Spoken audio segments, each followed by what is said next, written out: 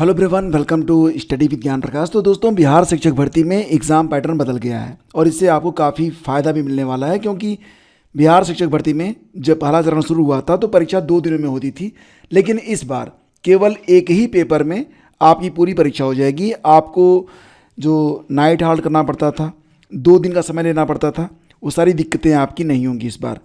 तो इस बार क्या होगा कि केवल एक पेपर होगा, ठीक है, केवल एक ही पेपर होगा और उसमें कुल मिला के 3 भाग होंगे। ध्यान से देखिएगा, कुल 3 भाग होंगे। जो पहला भाग होगा ये भाषा से संबंधित होगा और ये केवल नेचर में क्वालिफाइंग होगा। दूसरा जो भाग होगा ये जीएस का होगा और तीसरा भाग आपके सब्जेक्ट का होगा, ठीक है। तो इतनी बातें आप लोग पहले ध्यान से समझ लीजिए कि केवल 2.5 घंटे का पेपर होगा, एक ही दिन में आपकी परीक्षा हो जाएगी। क्वालिफाइंग, लैंग्वेज क्वालिफाइंग का जो पेपर होता था उसके लिए एक अतिरिक्त दिन आपका लगता था। अब यहाँ पर केवल एक ही पेपर में सभी चीज़ें आपसे पूछ ली जाएंगी। और यहाँ पर जो भाषा अर्हता का पेपर होता था पहले 100 नंबर का होता था, अब ये मात्र 30 नंबर का होगा, ठीक है। और एक बात और भी कि भाषा अर्हता में केवल इस बार अंग्रेजी और हिंदी शामिल रहेगा। अंग्रेजी से कुल 8 प्रश्न होंगे, हिंदी से कुल 22 प्रश्न होंगे, ठीक है। तो कुल 30 अंकों की ये परीक्षा होगी, 30 अंकों की परीक्षा होगी, जिसमें आपको 9 नंबर तो लेकर आना है। अगर 9 नंबर आप लेकर नहीं आए तो फिर आपका जो मेन पार्ट होगा, पार्ट 2 पार्ट 3, कुल मिला के 120 अंकों का ये होगा। तो यहाँ पर फिर आपका जो पार्ट 2 और पार्ट 3 वाला जो पार्ट है वो जांचा नहीं जाएगा। ध्यान दीजिएगा कि जो पार्ट 1 है भाषा का पेपर, ये केवल क्वालिफाइंग है, 9 अंक से ज़्यादा ही आपको लाना है। लेकिन अगर आप 30 में 30 भी ले आते हैं तो कोई फ़ायदा नहीं है, क्योंकि ये अंक आपकी मेरिट में नहीं जुड़ेंगे। लेकिन क्वालिफाई नहीं करेंगे तो मेरिट में ही नहीं आएंगे, ठीक है। तो समझ गए आप। तो भाषा को क्वालिफाई करना मस्ट है। हिंदी और अंग्रेजी दोनों के प्रश्न होंगे, जोड़कर 9 अंक लेकर आपको आना है। कोई नेगेटिव मार्किंग नहीं है, ना तो पार्ट 1 में ना तो पार्ट 2 में। अब बात करते हैं कि आपको जो है मेहनत कहाँ पर करनी है। मेहनत करनी है आपको अपने विषय में और सामान्य अध्ययन में। देखिए, जो सामान्य अध्ययन होगा यानी कि जो पार्ट 2 है जीएस का, उसमें कुल मिला के 40 प्रश्न आपसे पूछे जाएंगे। ये प्राथमिक गणित, सामान्य जागरूकता, सामान्य विज्ञान, भूगोल और इतिहास के प्रश्न होंगे। यानी कि एक अच्छे तरीके से आपको अपना पूरा जीएस जो है वो कंप्लीट करना पड़ेगा। अब बात करेंगे कि विषय में, तो विषय में कुल मिला के 80 प्रश्न आपसे पूछे जाएंगे। तो देखो, अगर कक्षा 6, 7, 8 के बारे में बात करें तो आप 4 प्रकार के फॉर्म इसमें भरे जाएंगे। अगर आप साइंस ग्रुप के हैं तो आप साइंस ले सकते हैं, अगर आप मैथ ग्रुप के हैं तो आप मैथ ले सकते हैं, अगर आप सामाजिक विज्ञान ग्रुप के हैं तो आप सामाजिक विज्ञान लीजिए। अदरवाइज आप भाषा से संबंधित जो विषय हैं उसमें आप भाग ले सकते हैं।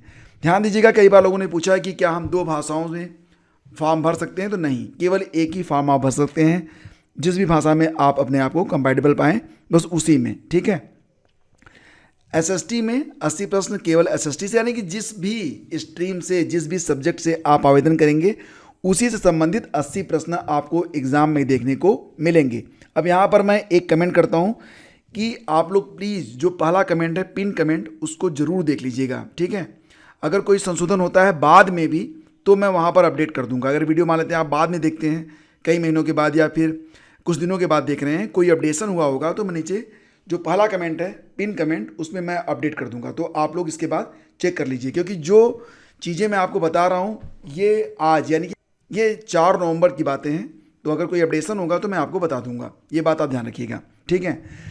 तो कुल मिला के यहाँ पर मैं आप लोगों को जो बताना चाहता हूँ वो ध्यान से समझिएगा आप लोग कि ऑनलाइन आवेदन की जो प्रक्रिया है ये 5 नवंबर से लेकर 14 नवंबर तक चलेगी। इसमें आप अपना जो रजिस्ट्रेशन है और जो आपका भुगतान है यानी कि पेमेंट, दोनों आप कर सकते हैं।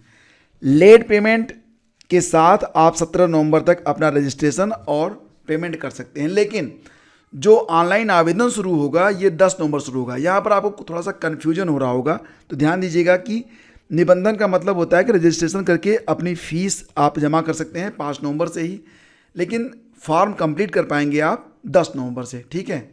तो 10 नवंबर से भी आप ये काम कर पाएंगे, ऐसा नहीं है। आप चाहें तो 10 से लेकर 14 के बीच में भी अपने फॉर्म भर सकते हैं। ऑनलाइन आवेदन की जो अंतिम तिथि है वो 25 नवंबर है, ठीक है। और 25 नवंबर के बाद सुधार का भी मौका नहीं मिलेगा, और कोई भी डेट एक्सटेंड नहीं होगी। तो ध्यान दीजिएगा कि अगर आपको फॉर्म कंप्लीट करना है तो 25 नवंबर लास्ट डेट है, ठीक है। जैसे ही आवेदन शुरू होंगे मैं एक वीडियो बना दूंगा, आप लोग चैनल से जुड़े रहें, सब्सक्राइब कर लें ताकि जब भी कोई लेटेस्ट अपडेट रहे आप तक वो पहुंच सके। तो ये इतनी बात आप लोगों को समझ में आ जानी चाहिए, ठीक है। उम्मीद करता हूं कि सब बात आप लोग बिल्कुल क्लियर समझ गए होंगे। पेपर केवल एक ही होगा, बस इतना ध्यान रखिएगा। पहले क्या होता था, 2 पेपर होता था, एक लैंग्वेज क्वालिफाइंग का होता था, दूसरा जो होता था उसमें जीएस होता था और सब्जेक्ट होता था। लेकिन इस बार केवल एक पेपर होगा, उसी में भाषा, अर्ता, जीएस और सब्जेक्ट तीनों पूछ लिए जाएंगे। केवल 2.5 घंटे का पेपर होगा, यानी कि आपको परीक्षा देने में सुविधा रहेगी। आप जाएंगे, 2.5 घंटे का पेपर देंगे, सेम डे में आप वापसी कर सकते हैं, ठीक है। ये आपके घर से एग्जाम सेंटर की दूरी पर डिपेंड करेगा। तो भाषा से कुल मिला के 30 प्रश्न होंगे, 9 अंक प्राप्त करने मस्ट हैं। क्वालिफाइंग 9 अंक होंगे, सामान्य अध्ययन से 40 प्रश्न होंगे, विषय से 80 प्रश्न होंगे। सारी बातें उम्मीद करता हूं कि अब आप समझ गए होंगे। चैनल से जुड़े रहें, आपको प्रैक्टिस सेट और बाकी जानकारी यहां पर मिलती रहेगी। तो दोस्तों वीडियो को लाइक और शेयर कर दीजिएगा, क्योंकि बहुत सारे लोग कन्फ्यूजन में हैं। तो दोस्तों वीडियो को शेयर जरूर कीजिएगा, निश्चित रूप से इसका फायदा आपको भी जरूर मिलेगा। Thank you so much.